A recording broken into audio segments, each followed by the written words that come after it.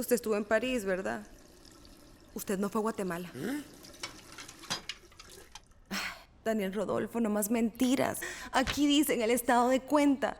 Usted viajó hace 15 días a París y se gastó $8,000 en una tienda de tecnología. ¿Qué? Y mira al niño en lo que trabaja. ¡Qué pecado! Para evitar fraudes, ahora puede reportar su viaje y recibir notificaciones de sus compras desde la app Davivienda. Así de fácil. Davivienda, una multilatina en El Salvador.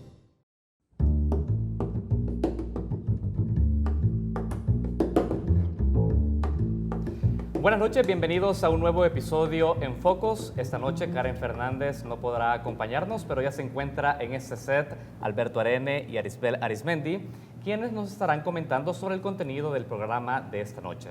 Alberto, coméntanos quién será tu entrevistado. Ramón Jáuregui, el copresidente de la Asamblea Europea Latinoamericana, Eurolat, que ha tenido esta semana su sesión precisamente aquí en San Salvador. Es un diputado del Partido Socialista Obrero Español, de muy alto nivel. Fue ministro de la Presidencia con el presidente José Luis Rodríguez Zapatero. Y va a ser una entrevista interesante donde además de abordar el tema de qué sucedió en el Eurolat, vamos a hablar temas importantes de la coyuntura internacional y latinoamericana. Excelente. Luego, en Prisma, les cuento que vamos a analizar con datos como la decisión del Ministerio de Hacienda de respaldar las recomendaciones del Fondo Monetario Internacional, específicamente del incremento del IVA en 2 puntos, puede afectar la economía salvadoreña y el bolsillo de los salvadoreños. Y en Matices quiero comentarles que estaremos conversando con Guillermo Gallegos, presidente de la Asamblea Legislativa, precisamente sobre los resultados también de esta cumbre, de esta sesión plenaria que han tenido los parlamentarios europeos y salvadoreños, pero también sobre temas de la agenda doméstica como los desafíos migratorios. Recordemos que Gallegos estuvo de visita en Washington recientemente cabildeando protección del TPS para los migrantes salvadoreños, y también estaremos hablando sobre la situación fiscal. Parte de esta pregunta la estaremos abordando sobre el IVA con Guillermo Gallegos. Les recuerdo que estamos en redes sociales. Así es, en Twitter nos consiguen como Focos TV, en Facebook Focos Oficial, al igual que en Instagram. Y bueno, ya volvemos con más de Focos. La posguerra está agotada. Necesitamos analizar y alumbrar mejor el camino para construir el futuro. Soy Alberto Arene, economista. No solo somos un nuevo programa de opinión, somos una nueva revista de realidad nacional. Soy Karen Fernández, comunicadora. Juntos formamos un equipo de trabajo independiente y comprometido con este momento de la historia. Somos una síntesis entre madurez y juventud para el nuevo impulso del futuro. Soy Saúl Hernández, politólogo. Bienvenidos a Focos.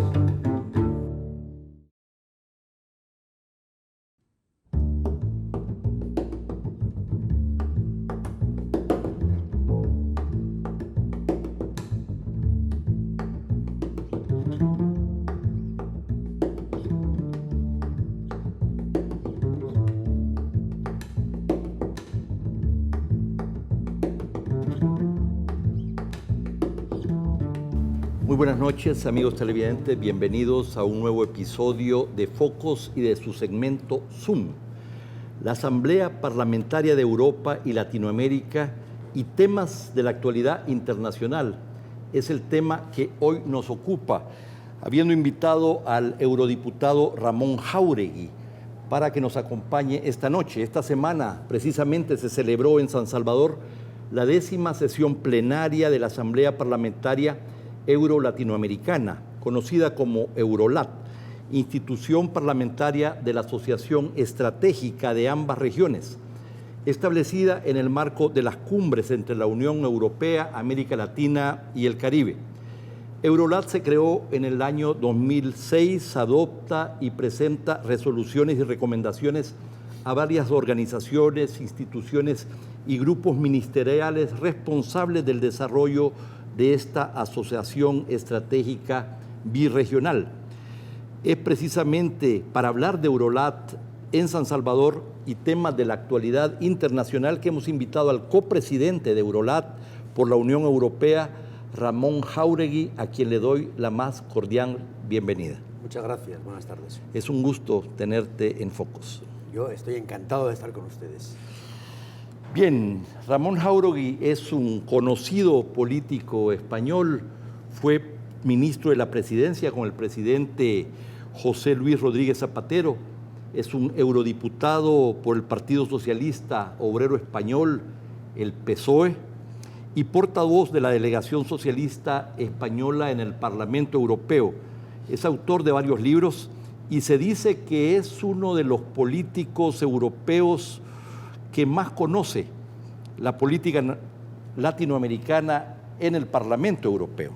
Así que puede ser. Eso se dice de ti y para nosotros es un gusto realmente tenerte. Agradezco que nos hayas concedido esta entrevista. Es un placer para mí. Comencemos con el Eurolat. ¿Cuál es su función política? ¿Para qué sirve? La idea fundamental es que la alianza birregional entre Europa y América Latina tiene que tener un diálogo parlamentario y de esa manera 75 diputados del Parlamento Europeo y 75 de los 20 y tantos países de América Latina nos reunimos y trabajamos en común. Elevamos, como bien se ha dicho, una serie de resoluciones, de propuestas, debatimos la realidad y expresamos nuestra opinión. Ese diálogo interparlamentario es imprescindible para dar sustento a esa alianza birregional entre América Latina y Europa, que creemos es probablemente la alianza política más sólida que tenemos los europeos y los latinoamericanos, porque somos muy parecidos, tenemos mucho en común y tenemos mucho que hacer en común. Y siempre en las relaciones entre Europa y América Latina, España y los políticos españoles tienden a tomar el liderazgo y a ser los grandes interlocutores. De hecho, prácticamente América Latina entra en la política europea en el año 86, cuando España entra en la Unión Europea con Felipe González, y realmente en ese momento una Europa que ha mirado siempre al este, hacia Rusia, o al Mediterráneo, y a los problemas con África, si me apuras hasta Oriente Medio, inclusive a Asia, desde el Reino Unido, de pronto empiezan a mirar a ese otro gran continente que está al otro lado del Atlántico y que era casi desconocido. Yo pienso que España ha sido clave en eso. Ahora ya no solo somos nosotros, portugueses, italianos, franceses, alemanes, se interesan por América Latina, en gran parte porque están convencidos de que América Latina, como suelo decir yo, es el mejor amigo para Europa. Cuéntenos sobre los acuerdos logrados en esta Eurolat en San Salvador. Había una idea fundamental que era expresar nuestra preocupación sobre la suspensión de la cumbre que estaba previsto celebrar aquí el 28 de octubre. Cumbre de jefes de Estado y de Gobierno. Iba a ser la primera plana del mundo entero, porque desde Merkel a Macron, desde Rajoy a Costa... Iban a venir todos. Iban a venir todos. Y había ya una resolución, un borrador de resolución aprobado, porque estas cumbres se preparan con mucha antelación. Y de pronto ha surgido un conflicto político interno en América Latina, es el conflicto de Venezuela, cuando Venezuela, en opinión de varios países latinoamericanos, y también en la mía, vulnera el orden democrático interno y constitucional, creando una asamblea constituyente sin legitimidad democrática. En ese momento, 12 países de América Latina se reúnen en Lima el 8 de agosto y deciden proponer a la CELAC la suspensión de la cumbre. La CELAC se reúne el 18, este lunes pasado, en Nueva York y deciden pedir formalmente a la Unión Europea el aplazamiento de esta cumbre. A mí me parece una pena. Y esto es lo primero que nos ha llevado a esta reunión de parlamentarios a decir que, lamentamos que esa cumbre no se produzca. Yo diría que es un premio que El Salvador merecía y en realidad la alianza necesitaba la cumbre. Y en segundo lugar, le pedimos que ese grupo, esa task force que se ha creado, ese grupo de trabajo que se ha creado por parte del canciller salvadoreño, Hugo Martínez, y la propia Mogherini, en reunión de este martes aquí en Nueva York, han decidido crear las condiciones para reanudar la cumbre. Bueno, pues lo que le pedimos desde Eurolat es háganlo y pronto, y a poder ser, desde luego en el año que viene, a poder ser en el primer semestre y a poder ser en El Salvador, porque ojalá que El Salvador siga siendo la presidencia por tempore de CELAC.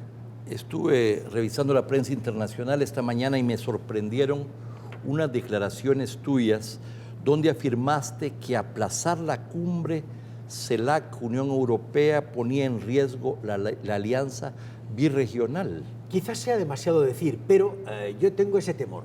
porque es muy fácil suspender una cumbre. De hecho, se ha suspendido en 4 días. Yo entiendo que por motivos políticamente razonables, porque en el fondo los países de América Latina han querido decirle a Venezuela: no podemos admitir lo que has hecho. A, y B, le han dicho: no queremos que tú seas el centro de una reunión llamada a fortalecer la alianza y que todo se debata sobre si Venezuela viene, si Maduro dice, etcétera, etcétera. Entonces, ha habido razones políticas para eso, pero la suspensión tiene el riesgo de que la reanudación es mucho más complicada.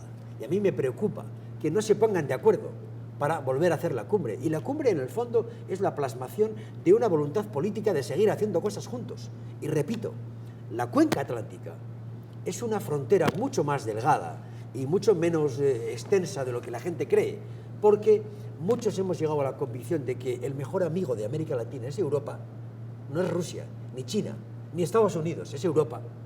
Y también los europeos estamos convergiendo en que América Latina tiene una potencia en la lucha contra el cambio climático, en el combate a los paraísos fiscales, en la concepción de la democracia, del Estado de Derecho, que tenemos que hacernos fuertes en el mundo para que esa alianza configure el mundo un poco a nuestra manera. Pues a mí me parece muy bien. Hay alguna gente que especuló de que debido a la alianza tan estrecha que existe entre el actual gobierno de El Salvador y el gobierno que encabeza Maduro, siendo que El Salvador preside en este momento la CELAC, eso pudo haber tenido alguna repercusión en la suspensión. Yo pensé que se trataba sobre todo por el tema que tú dijiste. Al respecto, cuando se te planteó esto, tú dijiste que no tiene nada que ver con la decisión, porque El Salvador ha sido ejemplo con la preparación de la cumbre y lo ha demostrado. Sí, yo no puedo especular sobre los motivos que tuvieron los países que decidieron solicitar la suspensión de la cumbre. No creo que fuera porque El Salvador fuera el anfitrión. Ya. Porque El Salvador ha tenido, insisto, un comportamiento que yo he podido comprobar ahora que he estado celebrando durante estos días de esta semana la cumbre. Ha sido un país organizador muy eficiente, lo han hecho muy bien.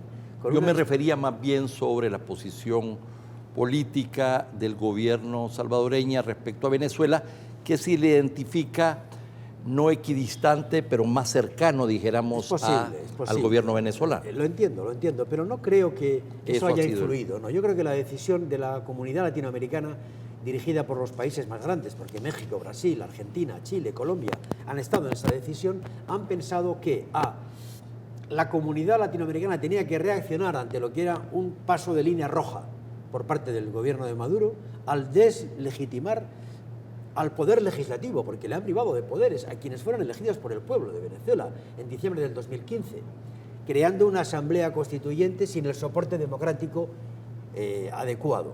Bueno, primero ignoraron completamente la asamblea constituyente donde la oposición ganó por 2/3, ¿verdad? Claro, la Asamblea Nacional. La Asamblea Nacional, perdón, la Asamblea Nacional. Eso es, y la han privado de poderes. Y la inmovilizaron, ¿verdad? Exacto. Entonces, todo eso lleva a los países a decir, oiga, no le voy a consentir esto. Y dos, no quieren que la cumbre esté polarizada por Maduro, porque todos sabemos la capacidad propagandística del presidente de Venezuela. Pero no creo que haya influido que el gobierno venezolano sea más o menos amigo del gobierno venezolano.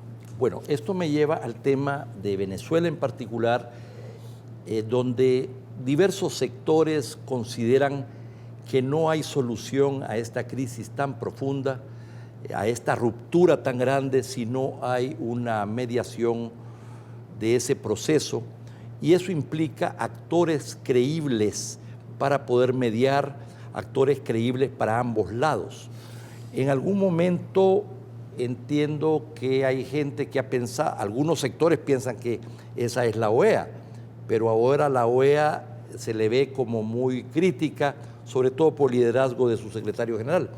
Otros pensarían que sería CELAC, una institución que podría jugar un papel. Otros piensan que el Vaticano. ¿Cómo ves tú? Por cierto, el presidente Zapatero, con quien tú trabajaste, ha tenido toda una iniciativa muy importante, muy controversial, muy criticada por algunos, muy bienvenida por el régimen chavista, me pregunto si tú consideras que sus buenos oficios en este momento pueden dar algún resultado. Bueno, punto número 1. Yo creo que el diálogo entre gobierno y oposición en Venezuela es necesario.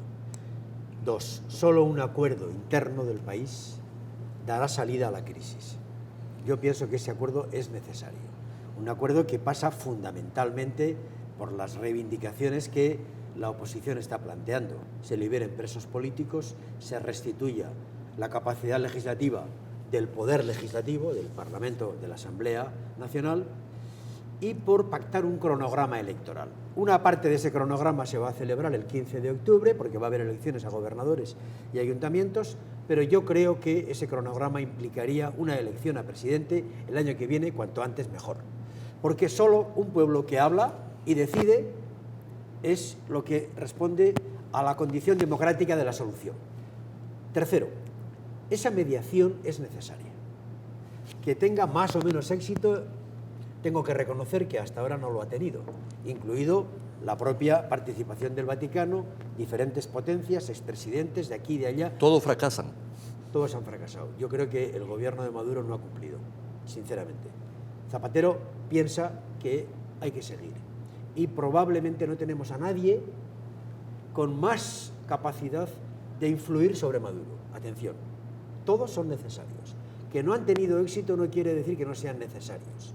Yo creo que ese acuerdo es necesario, lo cual no me impide criticar con toda firmeza al gobierno de Maduro y a lo que están haciendo. Es decir, yo me sumo a las declaraciones que el Parlamento Europeo ha venido haciendo, inclusive últimamente pidiendo, si es necesario, sanciones al gobierno de Maduro y a sus principales responsables para que no puedan entrar en Europa o para congelarles sus fondos financieros. Pero eso no me impide al mismo tiempo reclamar que la mediación y el acuerdo sean la única salida. Todo lo demás me parece horrible.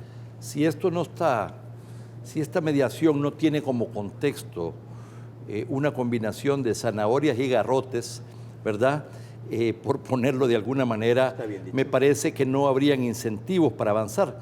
¿Qué te parecería a ti como una idea la posibilidad que fuera Zapatero y Almagro, ambos juntos, ayudando a esta mediación? Bueno, porque necesitas sacadores de ambos lados. Bueno, como sabes, ahora hay 3 potencias nacionales de la comunidad latinoamericana que están, digamos, apoyando a cada parte. De hecho, si no recuerdo mal, Nicaragua, Paraguay y Ecuador creo que están, digamos, apoyando al gobierno, y México y otros 2 países están, digamos, avalando como garantes la negociación en República Dominicana. Es verdad que llevamos mucho tiempo negociando y es verdad que hay mucha gente que piensa que el régimen de Maduro no se va a dejar, no va a aceptar lo que yo llamo una regla fundamental de la democracia, que es aceptar la alternancia.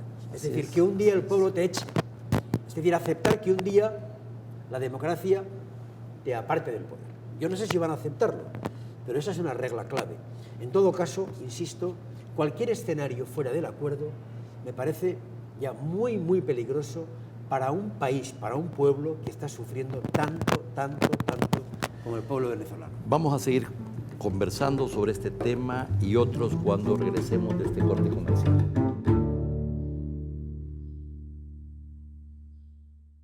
Te presentamos los nuevos planes postpago 360 de Claro.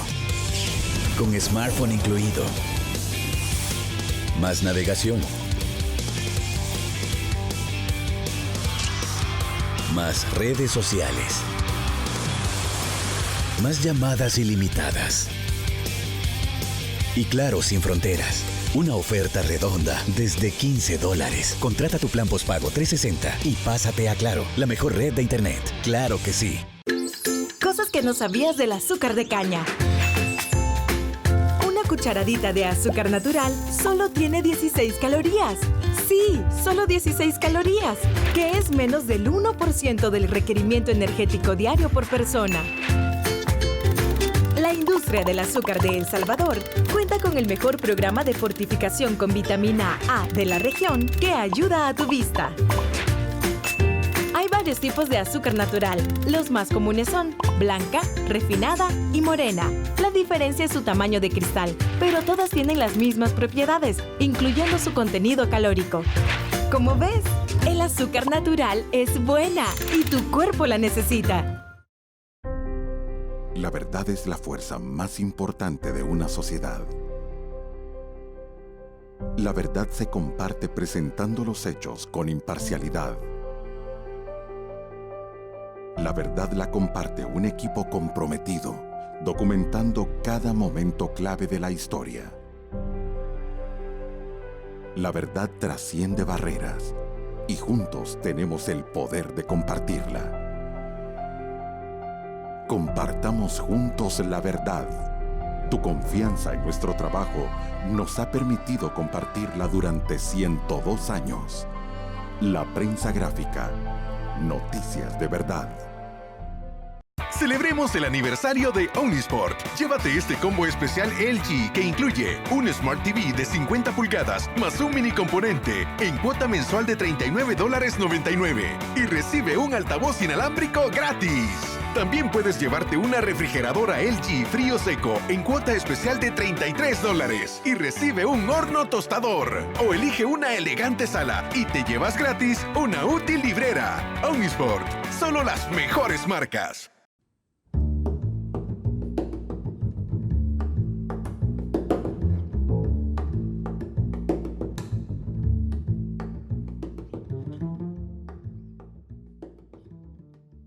Estamos conversando con Ramón Jáuregui, eurodiputado español del Partido Socialista Obrero Español, muy conocedor de los temas de Latinoamérica, quien se encuentra en San Salvador como copresidente de esta Eurolat, de esta Asamblea Parlamentaria de Europa y América Latina. Diputado, estábamos hablando de Venezuela, estábamos hablando de la dificultad de hallar una solución. El tema de Venezuela polariza a nivel internacional en cada uno de los países. No es fácil buscar un común denominador, pero lo que tú señalabas precisamente es fundamental. Si no es en el marco de liberar a los presos políticos, de respetar los derechos humanos, de crear condiciones reales para ir hacia elecciones presidenciales, difícilmente podría haber condiciones para una solución.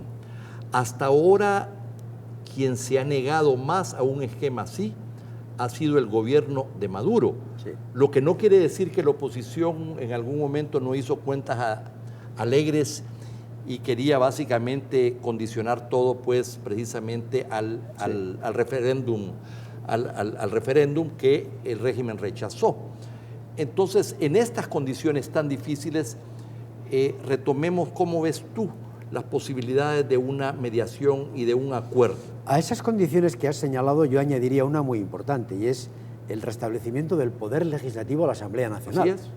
Y en cuanto a las condiciones de futuro, pienso que la oposición hace bien en reclamar estas cosas como previas, y si miráramos más atrás no pudiéramos olvidar que probablemente hay que reconocer que existe un chavismo social, es decir, que hay una parte del país que después de todos los fracasos anteriores, de todo lo que ocurrió con los partidos viejos, acabó abrazando al chavismo como una solución. Y eso existe sociológicamente. Y hay que respetarlo también como fuerza política. Pero ese chavismo que ha entrado ya en un fracaso, yo creo que rotundo, de gestión económica, de condiciones de vida, de inflación galopante, etcétera, necesita también lo que yo llamaría una ayuda en la gestión macroeconómica de la crisis humanitaria. Yo por eso también me permito criticar a la oposición, porque nunca ha habido, digamos, una voluntad de pacto sobre la gestión de la crisis económica que vivía Venezuela. Dicho esto, no hay más solución que nuevas elecciones. Se van a producir las de gobernador y las de ayuntamientos, y hay que hacer el año que viene las presidenciales. Tiene que asegurar el señor Maduro que va a haber elecciones limpias, en las que van a participar todos, sin presos políticos, todos los líderes políticos y con observación internacional. Y eso es la única solución para que el pueblo hable y diga lo que quiera. Y a partir de ahí hará falta una Venezuela unida, un gobierno de concentración, porque va a haber que aplicar un plan de estabilidad macroeconómica que necesitará 90 o 100.000 millones de dólares, pero de ahora para mañana. Así es. Es que Venezuela va a necesitar una ayuda internacional que solo le puede prestar el Fondo Monetario y los organismos internacionales sobre la base de un acuerdo político interno. Así es. Y esto es lo que hay que hacer, no hay otra cosa que hacer. Lo que yo temo es que Maduro y el régimen no acepten ya estas reglas básicas de alternancia si pierden. Y creo que van a perder. Pero lo que me preocupa es que la comunidad internacional, yo diría incluso más, los países latinoamericanos, no favorezcan un tránsito ordenado como el que yo estoy señalando. De acuerdo. Pasando ahora a otros temas, vamos a hablar de el cambio que significa en las relaciones internacionales, pero ciertamente en América Latina, la llegada de Donald Trump. Tú hiciste algunas consideraciones, ambos copresidentes de la Asamblea Parlamentaria, Ramón Jáuregui y Roberto Requilao de Brasil, reprobaron el giro antilatinoamericano de Washington y la política xenófoba de la administración del nuevo presidente de Estados Unidos, Donald Trump. Entiendo en declaraciones que hicieron el día de ayer. Hay dos cosas que yo creo que afectan especialmente a toda América Latina. En primer lugar, la política migratoria. Esto me parece, digamos, una gigantesca vulneración de los derechos humanos por parte de Donald Trump, especialmente con los Dreamers y con los jóvenes latinoamericanos que están instalados mediante una regularización especial. Yo creo que cuestionar su permanencia en Estados Unidos es una tragedia humana. No solamente para ellos, también para los países de donde vienen. Y la pretensión de hacer un muro, etcétera, ya me ahorro la política en relación con el narcotráfico, etcétera, es gravísima. Y a eso le añadiría yo la retirada de Estados Unidos del Acuerdo de París contra el cambio climático, de la lucha contra el cambio climático. Yo creo que no aceptar lo que estamos viendo todos los días, es que lo que está pasando en el Irma y luego en el María, las catástrofes que estamos viviendo en inundaciones, en sequías, en todo el mundo, es que no han puesto ya suficientemente en evidencia la verdad científica de que hay que luchar contra el cambio climático y que todo el mundo está de acuerdo.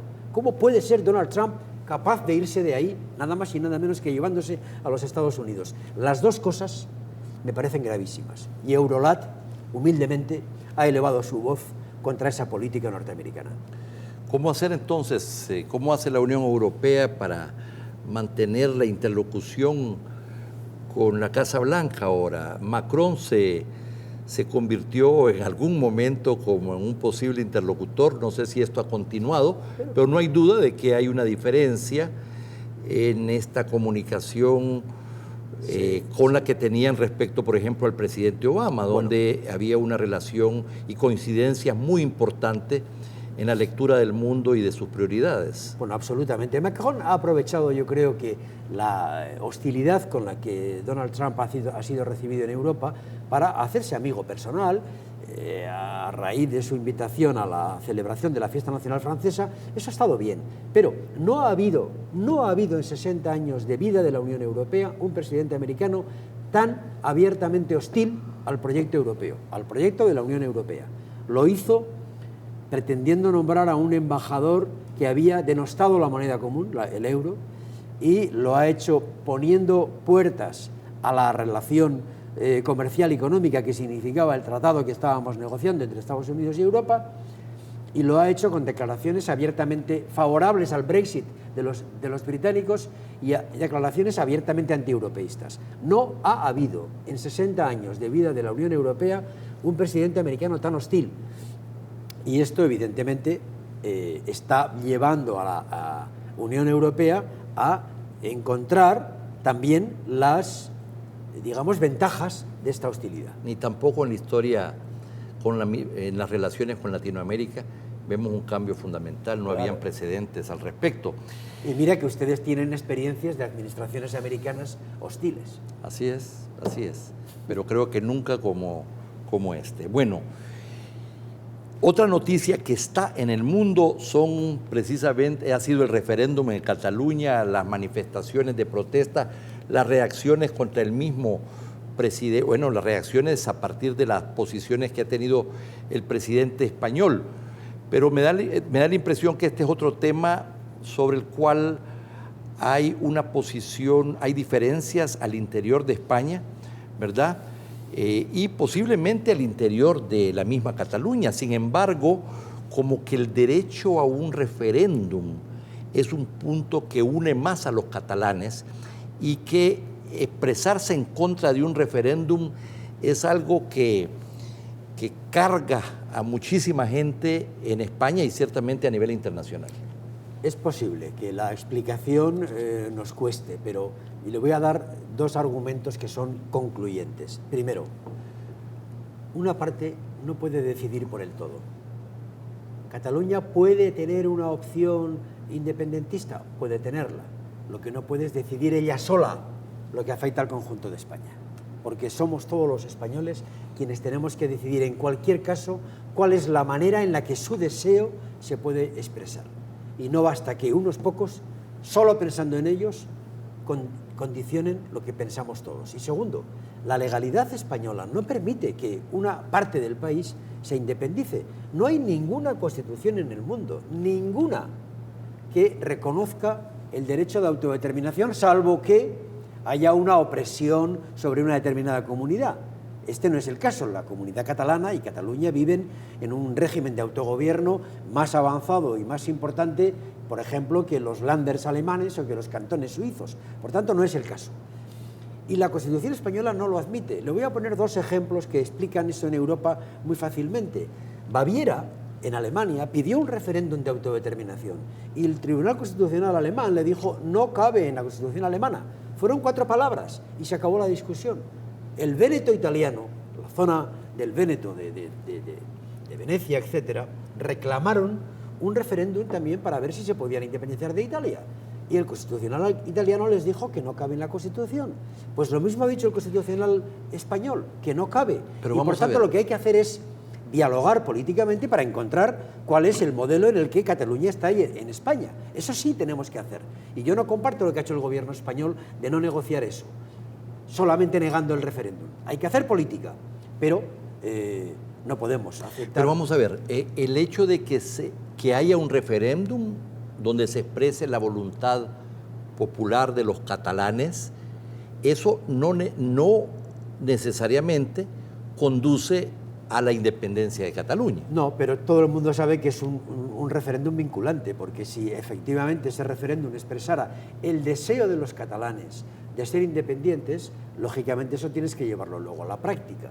Insisto en que esa práctica, esa vinculación entre esa votación y la decisión que afecta a toda España no puede ser tomada solo por ellos. Déjeme que le haga otra reflexión. Es que en un referéndum se tienen que votar solamente el deseo de los catalanes. A mí me gustaría hacer una república independiente. No, usted votará mejor si quiere ser una república cuando conozca las condiciones en las que se puede ser independiente. ¿Con qué moneda? ¿En qué Europa? ¿Con qué mercados? ¿Cuál es la negociación de la deuda que tiene el conjunto de España con los mercados financieros? ¿Cuál será la comunicación de carreteras? ¿Cómo se reparte el patrimonio? Todo eso hay que negociarlo. Cuando se conozcan las condiciones, yo aceptaría que los catalanes pudieran decidir, junto a los españoles, si esa separación se puede producir. Por tanto, conclusión, la independencia solo se puede pactar. No es cosa de votarla para expresar un deseo. Véase el ejemplo del Brexit. Los ingleses dijeron, nos vamos de Europa.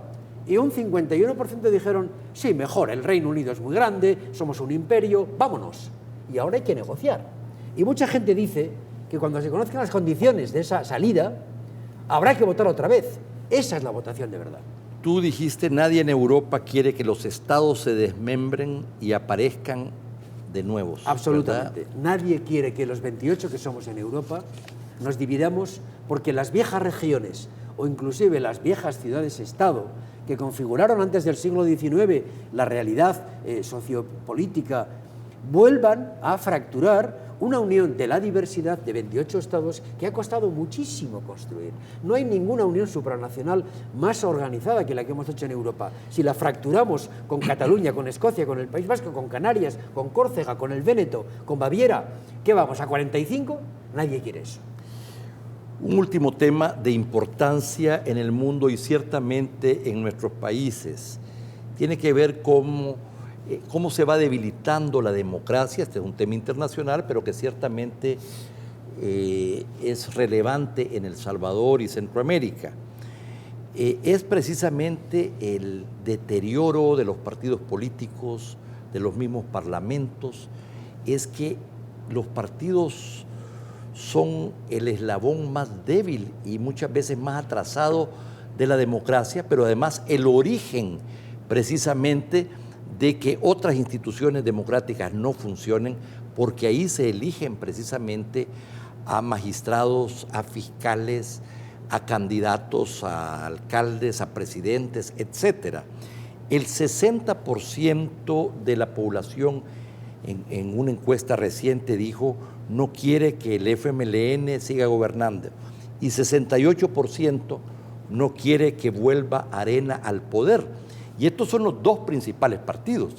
En lo que respecta al resto, no vemos signos de renovación en ninguno de los dos partidos grandes, de fortalecimiento de su democracia interna, de procesos de transparencia, de procesos de estudio, de formación para tener una visión más sustentada para construir el futuro. Usted, como un político desde hace 40 años, que tiene experiencia, que ha estado metido en la grilla de los partidos políticos, ¿cómo ve esto? Pues más o menos como usted lo ha descrito, ¿no? Porque es verdad que somos origen de los problemas, pero también le añadiría yo, somos la única organización representativa del sistema democrático. No se ha inventado otro modelo. Es decir, no hay otra manera de vertebrar la opinión de la sociedad si no es a través de partidos políticos. Eso no quiere decir, sin embargo, que los partidos lo hagamos bien. Yo personalmente creo que al sistema de partidos hay que introducirle muchas reformas.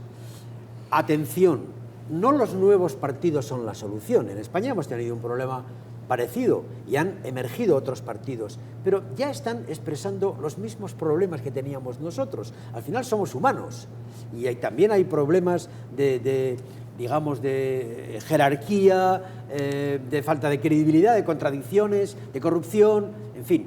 Lo que quiero con esto decir es que los partidos no son sustituibles. A, B, los partidos tienen que mejorar y yo diría que en esa clave hay que cambiar los sistemas electorales para permitir a la ciudadanía más fórmulas de participación, más capacidad de decisión sobre quiénes tienen que ser los representantes públicos, sistemas más cercanos a la circunscripción para una elección más directa, elección abierta de representantes públicos, y yo diría algo que me parece capital, y es la ejemplaridad.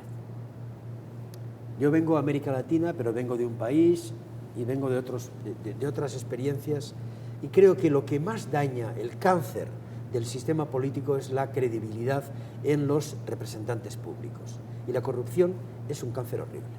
Tal vez este debería de ser parte de la agenda también de Eurolat, porque es un tema que muchas veces no se discute o se deja a un lado cuando es un tema prioritario. Sin duda.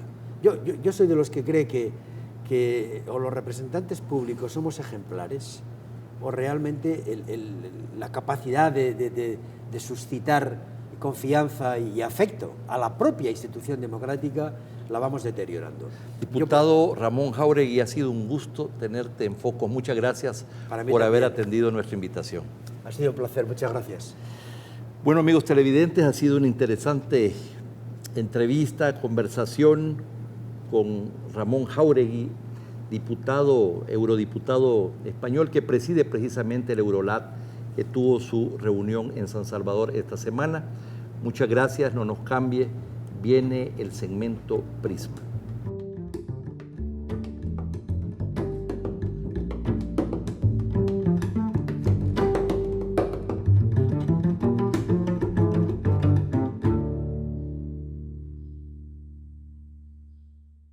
Te presentamos los nuevos planes postpago 360 de Claro. Con smartphone incluido. Más navegación. Más redes sociales. Más llamadas ilimitadas. Y Claro sin fronteras. Una oferta redonda desde $15. Contrata tu plan postpago 360 y pásate a Claro, la mejor red de Internet. Claro que sí. La verdad es la fuerza más importante de una sociedad. La verdad se comparte presentando los hechos con imparcialidad. La verdad la comparte un equipo comprometido, documentando cada momento clave de la historia. La verdad trasciende barreras y juntos tenemos el poder de compartirla. Compartamos juntos la verdad. Tu confianza en nuestro trabajo nos ha permitido compartirla durante 102 años. La prensa gráfica. Noticias de verdad. Celebremos el aniversario de Omnisport. Llévate este combo especial LG que incluye un Smart TV de 50 pulgadas más un mini componente en cuota mensual de $39.99 y recibe un altavoz inalámbrico gratis. También puedes llevarte una refrigeradora LG frío seco en cuota especial de $33 y recibe un horno tostador. O elige una elegante sala y te llevas gratis una útil librera. Omnisport, solo las mejores marcas. El pollo y el huevo han formado parte de tu vida. A veces caliente, a veces frío, a veces visible, a veces invisible. El pollo y el huevo han estado siempre contigo. Son los alimentos de todos los días, los saludables, los que no pueden faltar en tu casa, porque te nutren y te dan fuerza. Aves, 60 años. Pollo y huevo todos los días.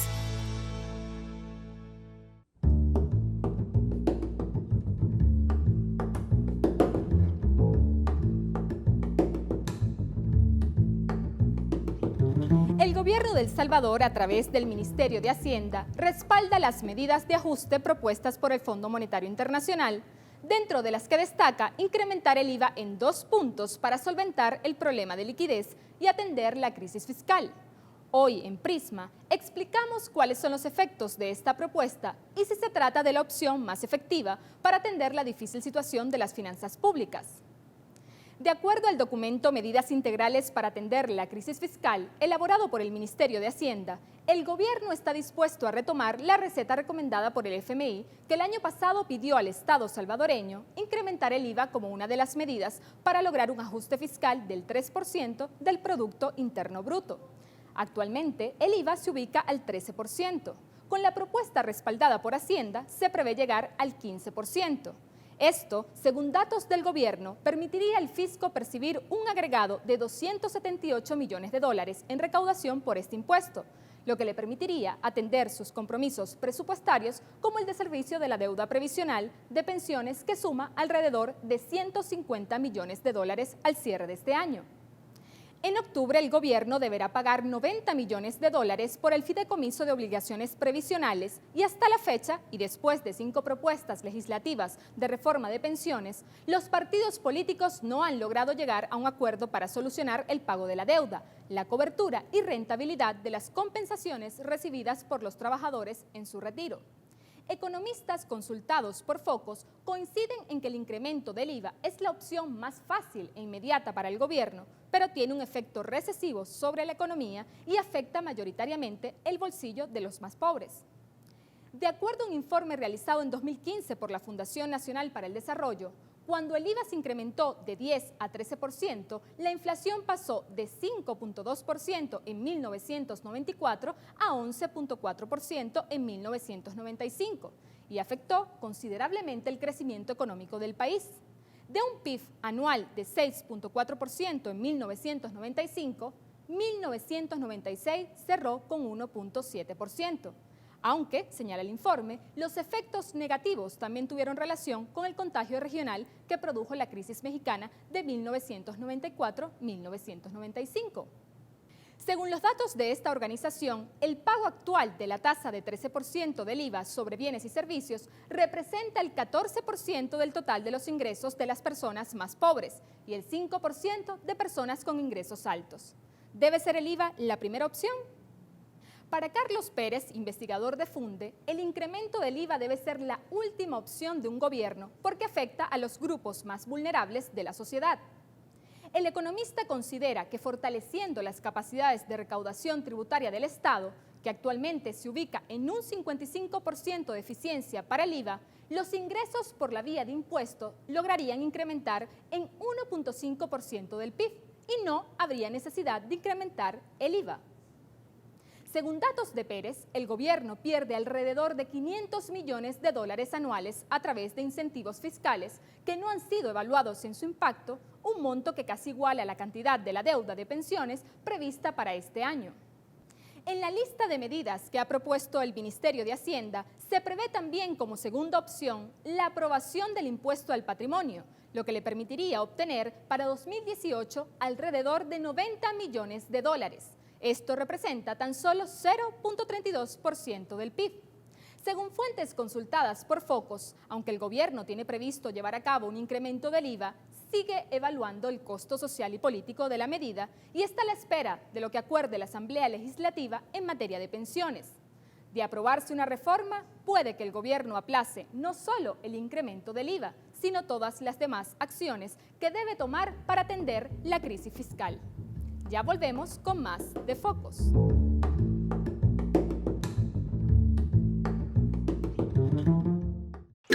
Cosas que no sabías del azúcar de caña. El azúcar natural produce energía al instante y esa energía no se transforma en grasa. El azúcar natural es buena y como cualquier otro alimento, debe formar parte de una alimentación balanceada. Nuestro cerebro necesita diariamente al menos un 20% de energía proveniente de carbohidratos como el azúcar natural. Como ves, el azúcar natural es buena y tu cuerpo la necesita.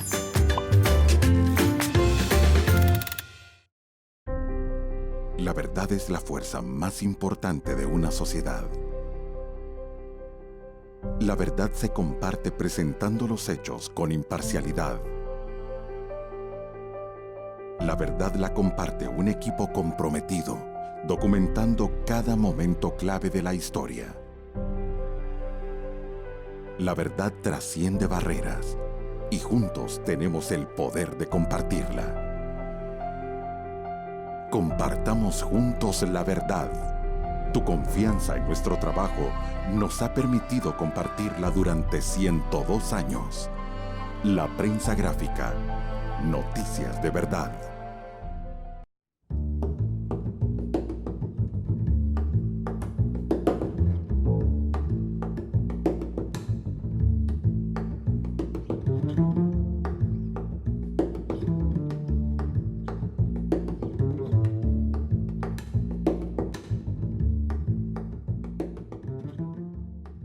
Buenas noches, bienvenidos a Matices, la entrevista en Focos. Esta noche Karen Fernández no podrá acompañarnos en este set. Le enviamos un saludo, ha tenido que atender compromisos personales. Quiero comentarles que entre el 18 y el 21 de septiembre se ha desarrollado en San Salvador la 10ª sesión plenaria euro-latinoamericana, que convocó a 75 diputados europeos y 75 diputados latinoamericanos. Durante este encuentro se han abordado temas de interés para ambas regiones, uno en específico que nos preocupa en el Triángulo Norte, hablamos del combate al crimen organizado. El anfitrión de este encuentro ha sido el presidente de la Asamblea Legislativa de El Salvador, Guillermo Gallegos, quien hay que decir que recientemente estuvo también de visita en Washington para tener conversaciones con congresistas norteamericanos y poder cabildear sobre la protección del TPS para muchos migrantes salvadoreños residentes en ese país. En El Salvador, adicionalmente, se ha discutido en las últimas semanas una propuesta de reforma de pensiones que permitiría aliviar las finanzas públicas del gobierno, pero que también ha sufrido muchas críticas por parte de organizaciones de la sociedad civil por no atender temas como la cobertura y como la rentabilidad de las pensiones de los actuales cotizantes. 3 temas tenemos en la mesa esta noche: desafíos migratorios, temas sobre política fiscal y la relación con Europa. Y por eso quiero agradecerle a Guillermo Gallegos, presidente de la Asamblea Legislativa, su visita por primera vez en Focos. Bueno, muchas gracias, Saúl. Un saludo para ti y para los amigos televidentes. Es un gusto poder estar contigo, compartir en este espacio que cada día ha ganado más sintonía de los salvadoreños. Y bueno, como tú lo has dicho también, tenemos diferentes temas con el quehacer nacional y me da pues realmente mucho gusto pues acompañarte esta noche. Muchas gracias, presidente. Quiero iniciar esta entrevista hablando sobre los resultados de la reciente sesión plenaria euro-latinoamericana. Alguien en su casa se preguntará qué tipo de beneficios me da a mí que 75 diputados europeos y 75 diputados latinoamericanos se hayan reunido en San Salvador. Si usted pudiera resumir en resultados concretos para la gente en el país, pero también para ambas regiones, ¿cuáles serían? Bueno, primero yo quiero agradecer que este foro tan importante de parlamentarios entre Europa y Latinoamérica hayan decidido que nuestro país se convierta en la sede de su 10ª Asamblea General.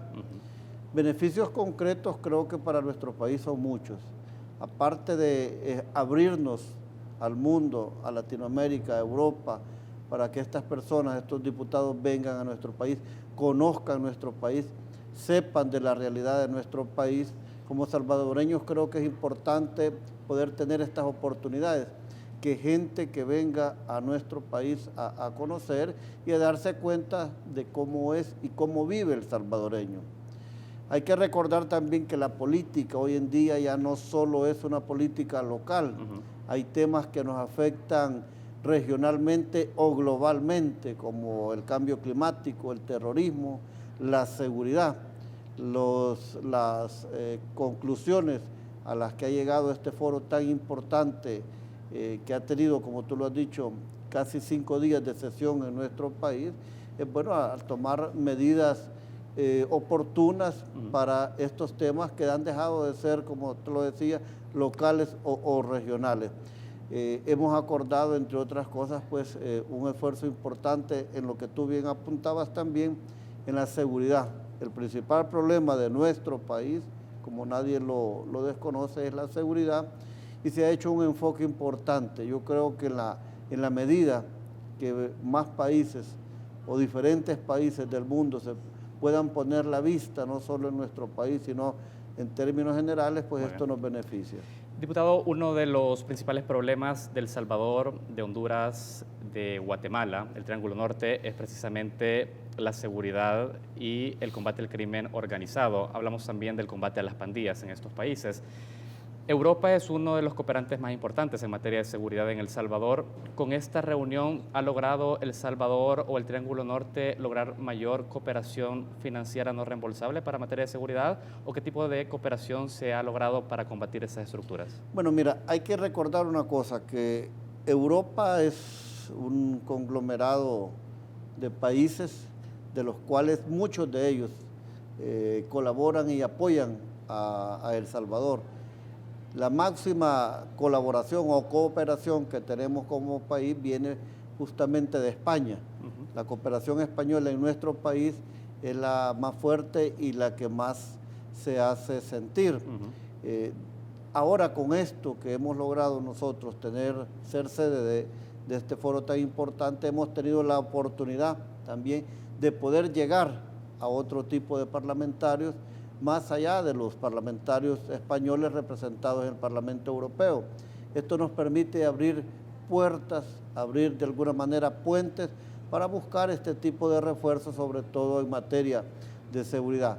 Ahora será labor nuestra, del parlamentario salvadoreño, del gobierno de El Salvador, porque Saúl, no solo fue un esfuerzo de la Asamblea Legislativa. Aquí hemos hecho un esfuerzo común entre el gobierno y la Asamblea Legislativa. A partir de ahora, pues vamos a comenzar. Míralo, yo he logrado también entendimientos no solo con Europa. Me reuní con el presidente del Parlamento de Ecuador, que estaba de visita. Hemos convenido que en un futuro muy cercano, en unos 2 meses, firmar algunos tipos de acuerdos. Ecuador tiene una experiencia muy importante en materia de seguridad.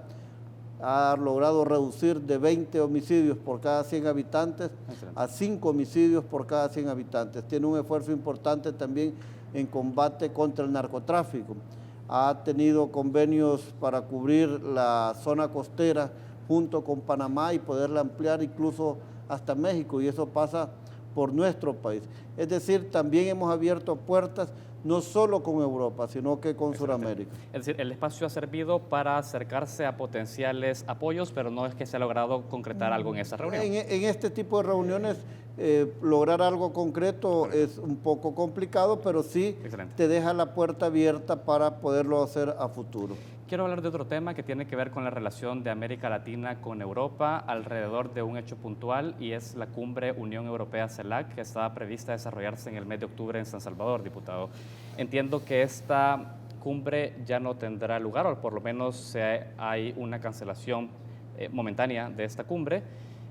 Quiero saber en qué medida usted evalúa que la cancelación de esta cumbre tiene efectos en la relación entre América Latina y Europa, específicamente porque ya se había avanzado bastante en la gestión de la misma. Bueno, particularmente yo estoy de acuerdo en la cancelación de esta cumbre.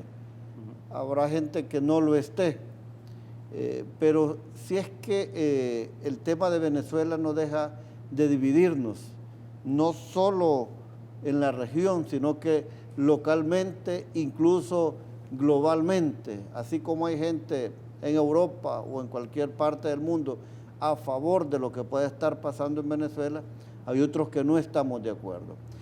Y definitivamente un punto de discordia en este foro tan importante, porque hay que reconocer que la CELAC es un foro importante de todos los países latinoamericanos y del Caribe para compartir visiones, para compartir esfuerzos juntos. Este iba a ser un punto que iba a dividir a los países miembros de la CELAC.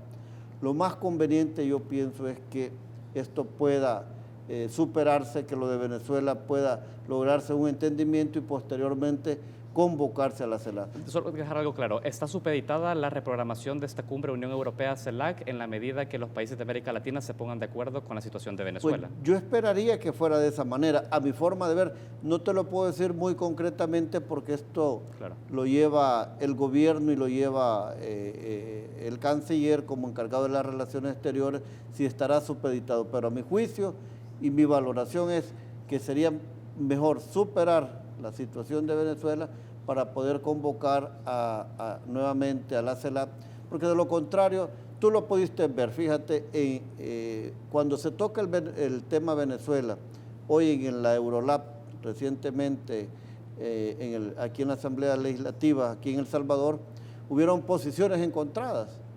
Yo escuché diputados, por ejemplo, de derecha, que hubo prácticamente un enfrentamiento con otros diputados que no precisamente están en contra de lo de Venezuela. ¿De otros países? De otros países. Entonces, si tú lo ves a nivel de congresistas, definitivamente a nivel de posturas de países también lo encontrarás. Quiero preguntarle sobre la responsabilidad del gobierno de El Salvador alrededor de esta función de tejer consensos.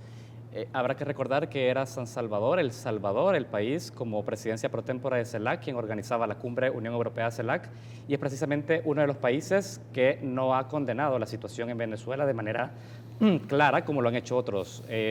¿Usted le asigna al gobierno de El Salvador una responsabilidad para que haya sucedido esta situación con la cumbre? Bueno, por constitución las relaciones diplomáticas las lleva el gobierno, y son ellos los encargados de poder emitir una postura ante situaciones como la de Venezuela.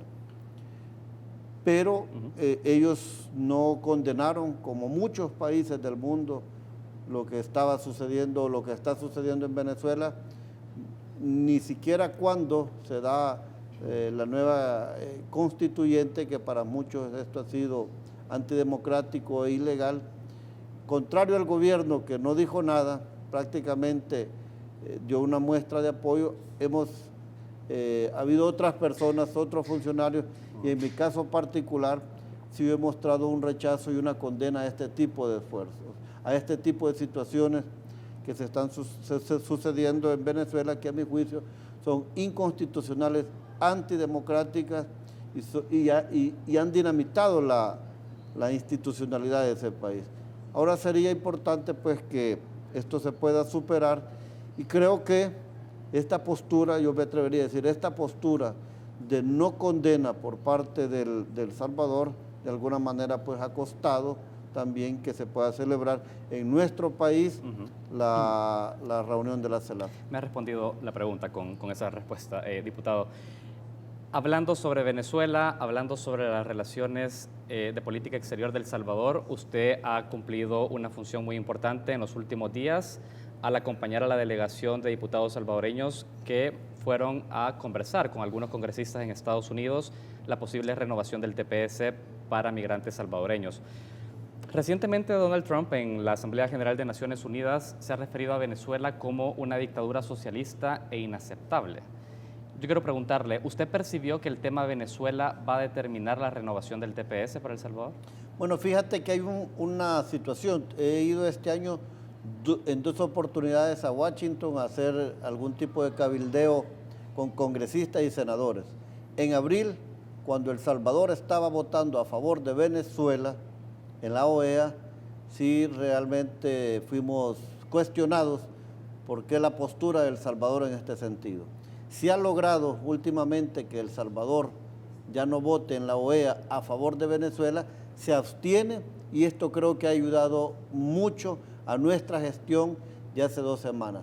Te puedo decir muy sinceramente que en la visita que hicimos de senadores y congresistas de alrededor de unos 15, ninguno hizo relación o preguntó sobre la postura que ha tenido nuestro país con respecto al tema Venezuela.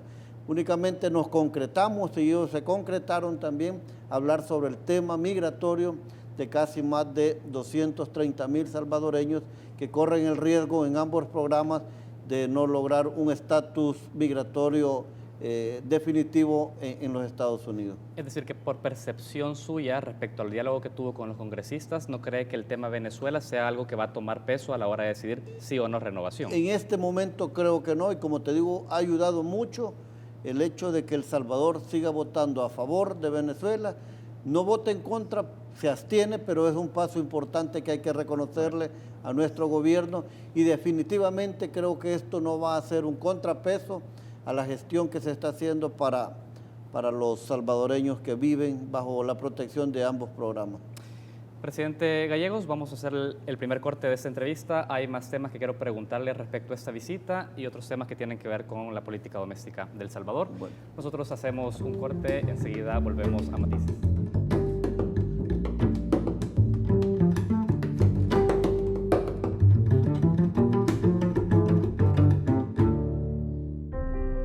La verdad es la fuerza más importante de una sociedad. La verdad se comparte presentando los hechos con imparcialidad. La verdad la comparte un equipo comprometido, documentando cada momento clave de la historia. La verdad trasciende barreras y juntos tenemos el poder de compartirla. Compartamos juntos la verdad. Tu confianza en nuestro trabajo nos ha permitido compartirla durante 102 años. La prensa gráfica. Noticias de verdad. Yo siempre he respetado a su hija. La relación no anda bien y quiero que hagamos un viaje. Para eso necesito que me preste una plata. Bueno, que nos preste, porque somos 2. Además es su hija y... ¡Déjeme hablar! Si usted no nos presta la plata, la relación está en peligro y usted será el culpable. Ahora sí, que venga el suegro. ¿Necesita dinero ya? Ahora podrá solicitar adelantos de su tarjeta de crédito desde la app Davivienda. Así de fácil. Davivienda, una multilatina en El Salvador.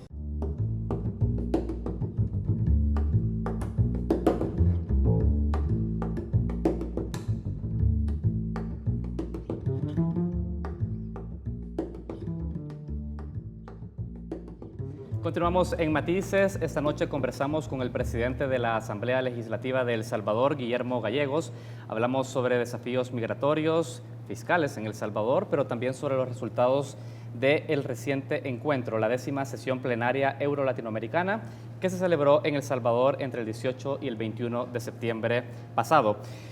Diputado, usted ya me comentaba sobre su percepción respecto al tema Venezuela y la renovación del TPS. Usted dice que por este momento no es un tema que probablemente incida en la decisión de renovar. Si no es este el punto que incida, ¿cuáles sí son los elementos que el gobierno y el Estado salvadoreño deben tener en cuenta en su relación con Estados Unidos para obtener una renovación de este TPS? Bueno, yo pensaría que es importante ser consecuentes como gobierno con respecto a nuestra relación con los Estados Unidos, principalmente o básicamente por los casi 3 millones de salvadoreños que viven en los Estados Unidos. Eso nos obliga a nosotros y nos demanda a tener una relación de armonía, de buenos vecinos y de cooperación. Y a la vez, pues, la ayuda que se nos da por parte del pueblo y del gobierno de los Estados Unidos. Por eso digo que debemos de manejarla de una buena manera y tratar de estar cinturón. Esto no significa sumisión, Saúl, no significa rendimiento ante otro país, pero teniendo en cuenta, como vuelvo a decir, los casi 3 millones de salvadoreños, es importante una buena relación. Entonces yo creo que esto, de mantenerlo así, esto puede ayudar mucho. Nuestro argumento para poder lograr los apoyos para casi 195,000 salvadoreños que están protegidos por el TPS y 30,000 salvadoreños que están protegidos por el programa DACA, bueno, es hacerles ver tanto a congresistas como a senadores que sería un grave problema y riesgo en todos los órdenes que estas personas volvieran a nuestro país. No tenemos la capacidad, por supuesto que les podemos dar la bienvenida, recibirlos, pero no tenemos la capacidad como para poderlos insertar a la vida laboral de nuestro país en primer lugar. En segundo aspecto, hemos hecho hincapié que estas personas, casi 220,000 salvadoreños, ya tienen una vida hecha en los Estados Unidos. Los del TPS no tienen menos de 17 años de vivir en los Estados Unidos. Y los del DACA, los niños, hay gente que llegó de 3, 4 años y hoy tienen 20, 25 años. Entonces, es decir, prácticamente esta gente ya se insertó en la comunidad norteamericana. Hay gente que es muy productiva de toda esta. Hay gente que paga sus impuestos, la gran mayoría. Gente prácticamente que han dejado de ser salvadoreños, que lo son por nacimiento, pero prácticamente se han convertido por naturalización un nivel de arraigo importante. Diputado, le preguntaba sobre qué condiciones podrían determinar la renovación del TPS, porque Margarita Escobar, diputada de Arena, ha dado una declaración a un medio impreso, escrito en El Salvador, y ella señala que a raíz de la visita el gobierno debe presentar una carta con 3 compromisos a Estados Unidos: mejorar seguridad, generar empleo y recuperar al país de la crisis fiscal. ¿Esos 3 puntos se pusieron como condición? No, estos puntos los ha sacado Margarita de lo que es la Alianza por la Prosperidad y a lo que nosotros también se nos benefició con el Fomilenio. Eso se está haciendo, Saúl. Eso no se ha dejado de hacer como gobierno y hay que reconocerlo. Yo creo que el gobierno, dentro de sus limitancias, dentro de los pocos recursos que se puedan tener o dentro de la polarización política también que se da en el país, está haciendo esfuerzos para cumplir con estas condiciones, pero es cosa diferente. Esto es sobre el Fomilenio, esto es sobre la Alianza por la Prosperidad. Correcto. Los congresistas, los senadores, en ningún momento hablamos sobre estas condiciones para poder seguir otorgándonos estos beneficios.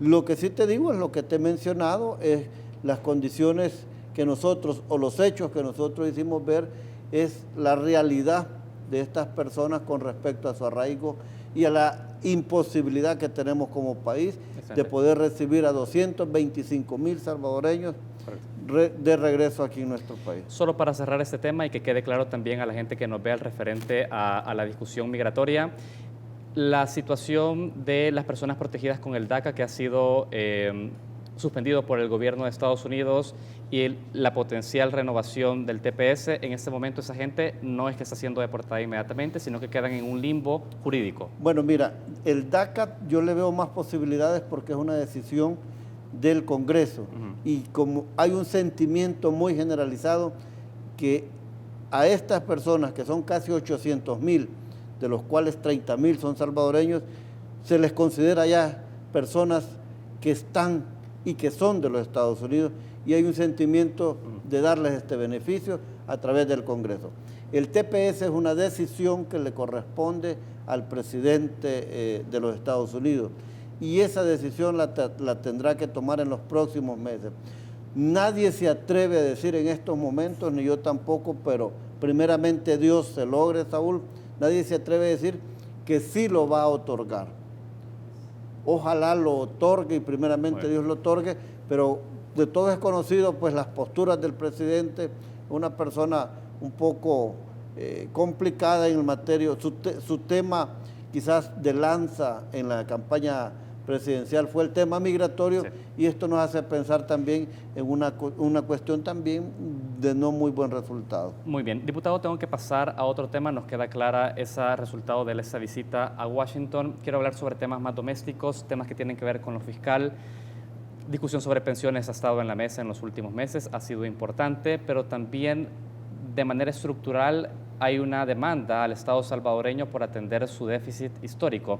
Un déficit al que el presidente de la República hizo mención hace un año, cuando en cadena nacional dijo que el país entraba a una crisis por la situación de iliquidez en la caja del Tesoro Público. El Ministerio de Hacienda ha presentado una serie de medidas y dentro de estas el aumento del IVA en 2 puntos, pasando del 13% al 15%. Es una propuesta que hace el Ministerio de Hacienda retomada del artículo 4 del acuerdo con el FMI del 2016.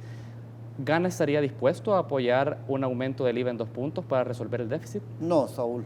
Nosotros hemos dado nuestro aporte, nuestro sacrificio, por decirlo de esta manera, acompañando al gobierno en la implementación de otros tipos de impuestos. Un 2% del IVA, el salvadoreño no lo soportaría, porque es un impuesto que va directamente al consumo y lo pagamos todos, de ese nadie se libra.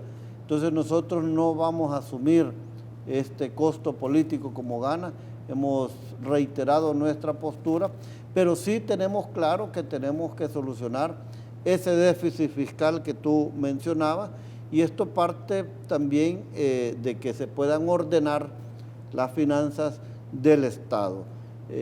Una cosa es importante, no podemos tratar de solucionar el tema fiscal en base a el tema de pensiones.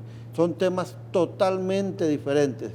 Yo, y creo que la mayoría de salvadoreños tenemos claro que parte de la deuda o parte de ese déficit que viene arrastrando el país y en este caso hoy el gobierno, el FMLN, proviene desde hace mucho, porque son casi 500 millones de dólares que el Estado tiene que aportarle al fondo de pensiones, tal como fue diseñado, y esto crea un hueco bastante grande a la hora de tratar de cuadrar. Entonces, lo que tenemos que hacer, Saúl, primero, buscarle una reforma al sistema provisional que libre en gran parte la carga que tiene el Estado para con el sistema de pensiones. Y posteriormente a esto, que logremos esta reforma, buscar aliviar la situación fiscal.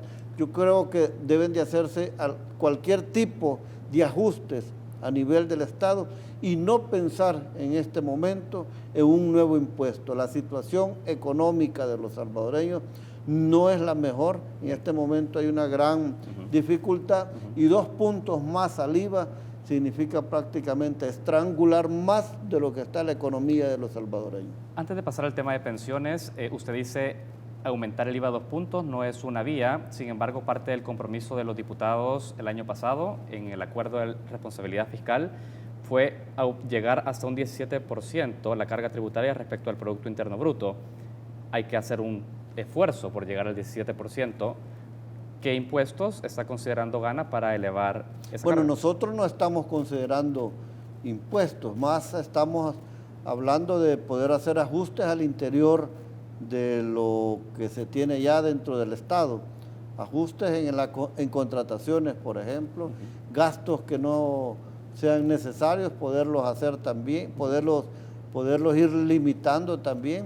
Entonces, pero hablar de impuestos para nosotros no es un tema que tenemos en agenda y no vamos a apoyar. Por lo menos Gana, yo te puedo garantizar, no va a apoyar ningún otro impuesto. Nosotros hemos ya apoyado, como te lo decía, hemos ya respaldado al gobierno en diferentes momentos otros impuestos, pero ya no estamos en la condición de asumir más políticamente una situación como esta. Es decir, que el debate sobre la carga tributaria es una discusión que Gana no va a participar.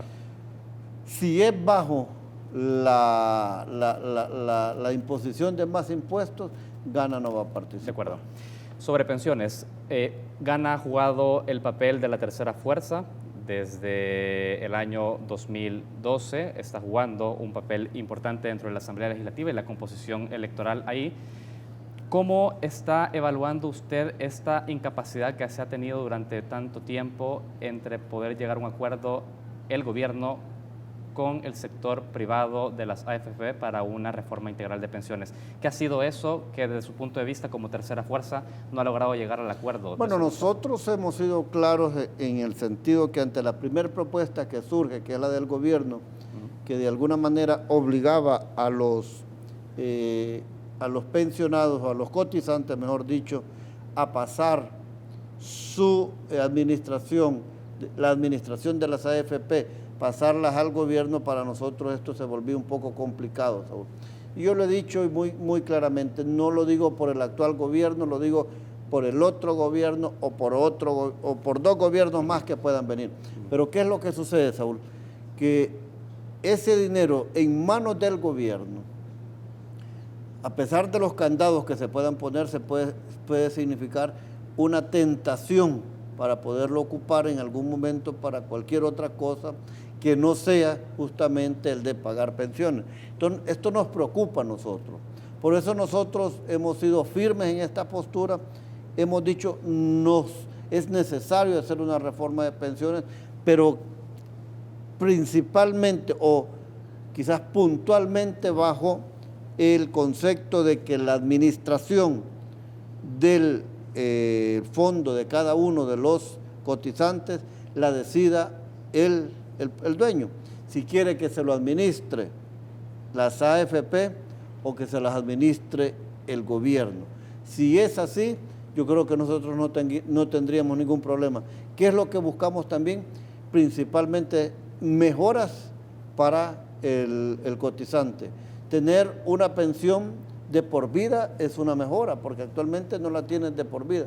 Una mejor rentabilidad, que puedas ganar mejor dinero por tu descuento que te hacen de tu pensión. Entonces, yo nada menos hemos estado en estos días platicando sobre estos temas y ojalá estamos tratando de buscar algún tipo de acuerdo que podamos darle solución a esto, pero pensando siempre en el bienestar del trabajador. Entidades como Fundaungo, organizaciones que han trabajado con el tema del sistema previsional y la necesidad de garantizar un sistema integral de pensiones, han criticado las propuestas en discusión actualmente, incluyendo la que Gana oportunamente presentó, que solo está enfocada a atender un tema de presión fiscal, pero no atendía temas como la cobertura, teniendo en cuenta que 7 de cada 10 trabajadores se encuentran en el sector informal, y también el tema de la rentabilidad. ¿Cómo reacciona usted a esas críticas? Bueno, en la medida que tuviéramos una incorporación mayor de trabajadores al sistema provisional, esto nos ayudaría enormemente. Pero es ahí donde está quizás uno de los objetivos que debemos de buscar. ¿Cómo incorporar al trabajador informal al sistema provisional? En este momento, yo te quiero decir, Saúl, la gente no se siente atraída, porque este tema de pensiones ha dado mucho de qué hablar. Por un lado te dicen que te quieren engañar, por otro lado te dicen que te quieren robar. Entonces, eso desincentiva, hablando del trabajador informal, a quererlo hacer. El trabajador formal es obligatorio hacerlo, pero el informal no tiene. Entonces, la fórmula para encontrar este incentivo es la que nosotros debemos de buscar. ¿Y cómo se puede lograr? Dándole garantía y seguridad al trabajador informal de que su dinero va a estar bien resguardado. Entonces, la cobertura es de lo que te hablaba inicialmente. Todos queremos una mejor rentabilidad, todos queremos una pensión que pueda no solamente limitarse a que se te entreguen mientras dura tu dinero, sino que puede ser una pensión vitalicia. Pero hay condiciones en este momento dentro de las propuestas que estuvieron discutiéndose. Hay para mejorarla, hay para mejorar la rentabilidad y hay una propuesta también para lograr una pensión vitalicia. Guillermo Gallegos, presidente de la Asamblea Legislativa, quiero agradecerle su tiempo con Focos. Gracias por atender esta entrevista y hablar sobre todos esos temas. Muchas gracias. Muchas gracias, Saúl, y un saludo a todos los amigos televidentes. Nosotros hacemos una pausa en Focos, enseguida volvemos con más contenido.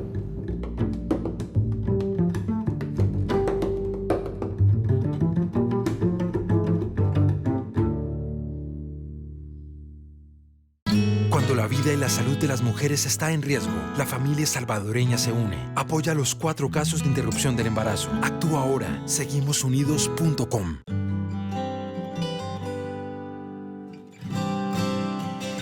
En los buenos y los malos momentos, la familia salvadoreña se une. Porque un embarazo de alto riesgo podría pasarle a cualquiera. Apoya los 4 casos de interrupción del embarazo. Actúa ahora. Seguimosunidos.com. Celebremos el aniversario de Omnisport. Llévate este combo especial LG que incluye un Smart TV de 50 pulgadas más un mini componente en cuota mensual de $39.99 y recibe un altavoz inalámbrico gratis. También puedes llevarte una refrigeradora LG frío seco en cuota especial de $33 y recibe un horno tostador. O elige una elegante sala y te llevas gratis una útil librera. Omnisport, solo las mejores marcas.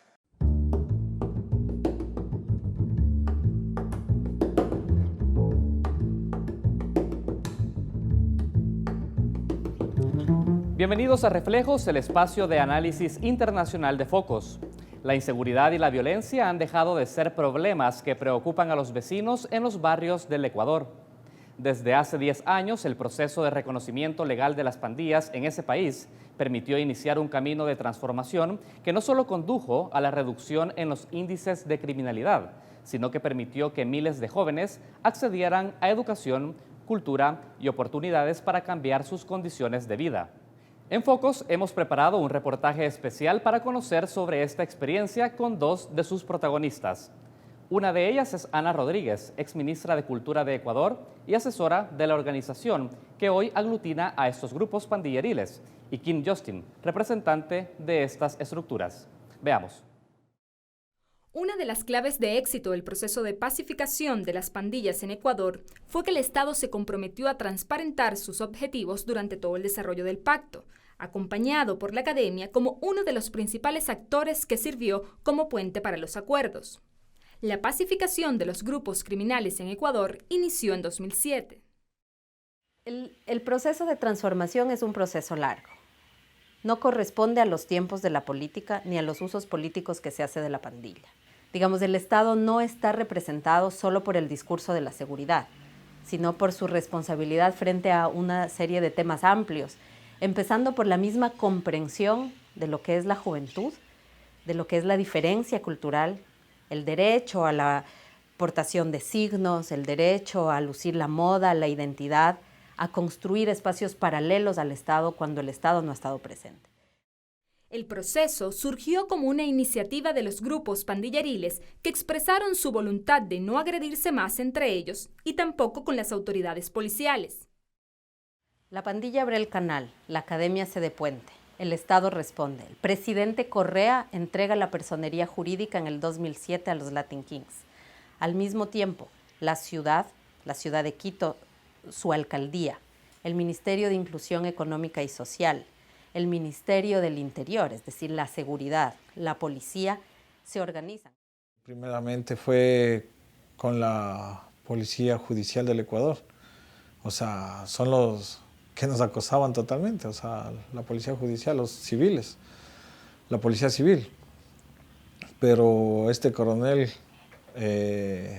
Wilson Alulema, él se tomó, o sea, el trabajo, la paciencia y con él, con la persona que menos pensábamos, arrancamos esto en el 2004 más o menos. Decidimos nosotros entonces presentarnos a una rueda de prensa y firmar el convenio con el coronel. Pero fue una anécdota que yo y otro compañero, Borrego, me acuerdo, entonces con el liderazgo mayor dice, bueno, ustedes van a representarnos y todo eso.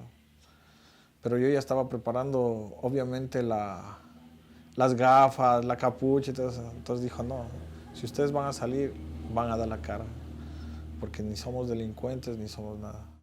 La pacificación de los Latin Kings y los Nietas coincidió con un proceso constituyente que permitió ampliar los derechos fundamentales de los ecuatorianos en una nueva Carta Magna. Ecuador reconoció en estos grupos figuras jurídicas como organizaciones juveniles.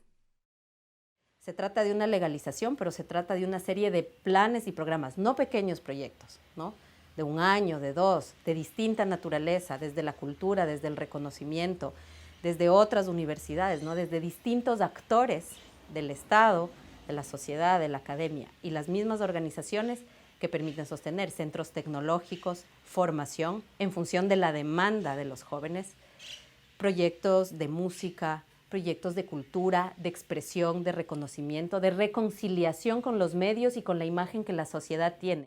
Hay chicos profesionales, hay economistas, hay el tema de profesores, hay el tema de, bueno, Dalton, que es nuestro, podemos decir, nuestro estandarte, es un magíster. Entonces, ellos son la base de nosotros como ejemplo. Las tasas de homicidios en el Ecuador disminuyeron a menos de 1/4. El presidente Correa se puso eso como meta y lo logró. El miedo político a que haya un rechazo del reconocimiento de la pandilla fue un miedo superado muy rápidamente porque la sociedad aceptó y entendió que los procesos de inclusión tenían resultados muy palpables en los barrios muy rápidamente, ¿no? Que la actitud de la policía de formarse, de calificarse, de aprender, de entender, de sensibilizarse, era absolutamente necesario, que distinguir a la pandilla de la mafia, de otros intereses que son globales y transnacionales, ¿no? Que están ligados al manejo de determinadas problemáticas mucho más difíciles de controlar, podía separarse y se podía dar una oportunidad a los jóvenes que estaban inseguros en los barrios a través de este proceso. Las pandillas en Ecuador se formaron en los años 90 a partir de grupos de deportados desde los Estados Unidos que se habían organizado en el país del norte para defenderse de los abusos a los migrantes latinos.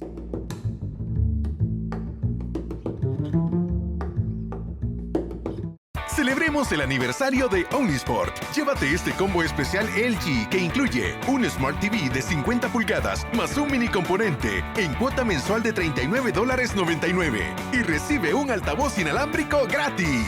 También puedes llevarte una refrigeradora LG frío seco en cuota especial de $33 y recibe un horno tostador. O elige una elegante sala y te llevas gratis una útil librera. Omnisport, solo las mejores marcas. Cuando la vida y la salud de las mujeres está en riesgo, la familia salvadoreña se une. Apoya los 4 casos de interrupción del embarazo. Actúa ahora. Seguimosunidos.com.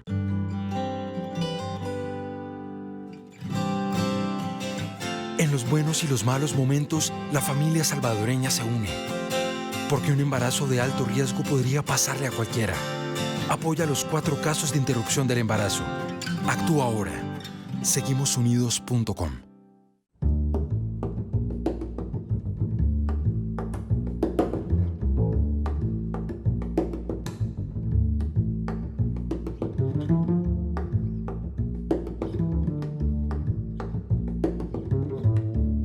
Presentamos el retrato humano de los protagonistas del libro Descartados del fotoperiodista catalán Marc Espín. Espín estuvo como invitado hace semanas en nuestro segmento Matices y nos explicaba cómo había logrado retratar las necesidades y vulnerabilidades de los pobladores de la tercera edad del Bajo Lempa. Ahora son ellos, nuevamente, el centro de la historia. Veamos. Las personas adultas mayores de El Salvador están descartadas. Pese a darlo todo por la sociedad, La mayoría de los ancianos están abandonados por el Estado. Hoy les presentamos las historias de vida que el periodista Mark Spin recogió en su libro Los Descartados, habitantes del Bajo Lempa, municipio de Tecoluca, en el departamento de San Vicente. María Irene Majano de Urbina, San Carlos Lempa. La vivienda es suya, pero con una pensión de $50 mensuales y la ayuda de una hija, no siempre alcanza. Hay días que comemos y hay días que no. Pilar Menéndez de Rancho Grande. Vive con su hija y 6 nietos, en esta champa de tablones y láminas oxidadas que amenaza con derrumbarse. Raimundo Hernández, 80 años. Raimundo dejó de trabajar a diario en el campo hace 5 años, pero todavía va puntualmente cuando lo llaman. Aunque acaba rendido, los $6 que gana por jornal son un ingreso del que no puede prescindir.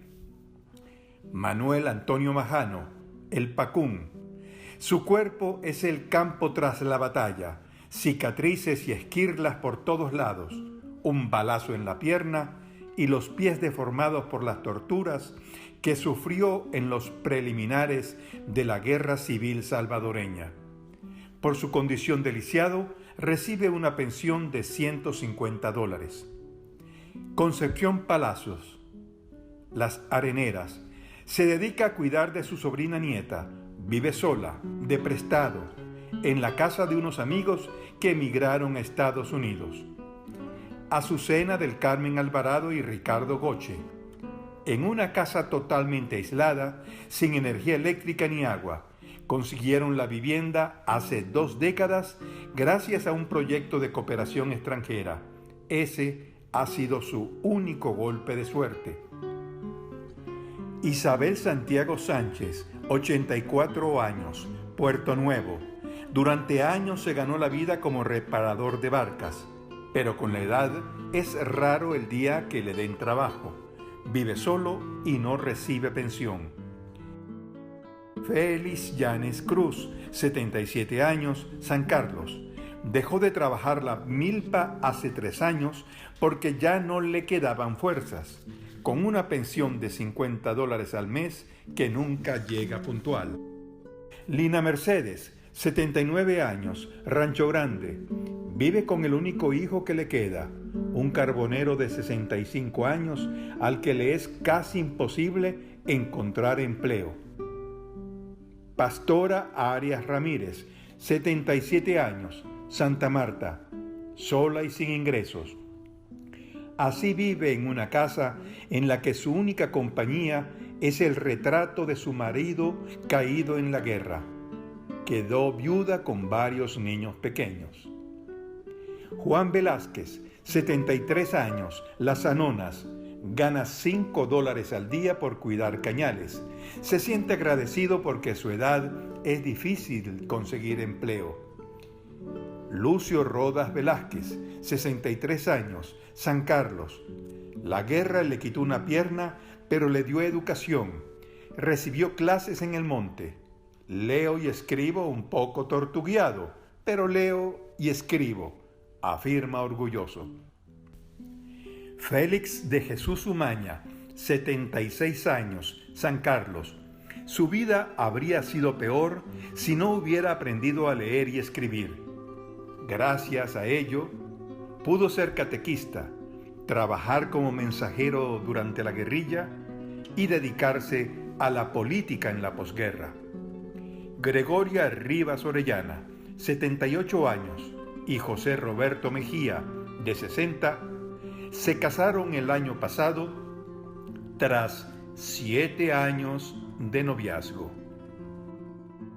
Las mujeres, solo por ser mujeres, sufren los problemas de las personas adultas mayores en un grado superior, menor cobertura del sistema de pensiones, salarios más bajos y mayor tasa de analfabetismo. Son las víctimas de un sistema que los considera desechables, los desposeídos. Son mano de obra barata que se ha quedado obsoleta. Están agotados, rotos, son inservibles, inexplotables. No le importan a nadie. Son los descartados. Estos son retratos de la pobreza y la exclusión social de las personas adultas mayores que hoy presentamos por una doble convicción. La realidad se puede cambiar y la primera condición para cambiar esa realidad es conocerla.